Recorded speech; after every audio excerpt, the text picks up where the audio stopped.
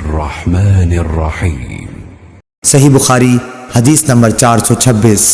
हज़रत आयशा सिद्दीक़ा रज़ियल्लाहु ताला अन्हा से रिवायत है, आप फरमाती हैं कि रसूलुल्लाह सल्लल्लाहु अलैहि वसल्लम अपने तमाम कामों में जहाँ तक मुमकिन होता दाएं तरफ से शुरू करने को पसंद फरमाते थे।